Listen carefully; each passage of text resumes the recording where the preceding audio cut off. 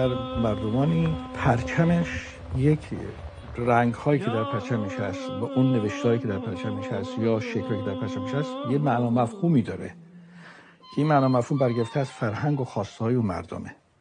ما در قبل که پرچمی داشتیم سه رنگ سبز و سفید و قرمز، روش شیر و خورشید بود. حالا بعد می‌بینیم که این چند ساله این شیر و خورشید برداشته شده، به جاش کلماتی اومده اون بالا که اصلا زبان ما نیست و فرهنگ کهن ما نیست، یه زبان بیگانه است اومده. پس مشخصه کسانی که این آمدن این پرچم رو درست کردن یا علم رو پرچم ما زدن چه طرز تفکری دارن.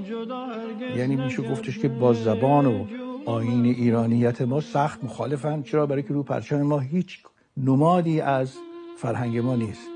اینجاست که آدم باید بفهمه که چه فرهنگی یا چه نافرهنگی بر سرزمین ما داره حکومت میکنه.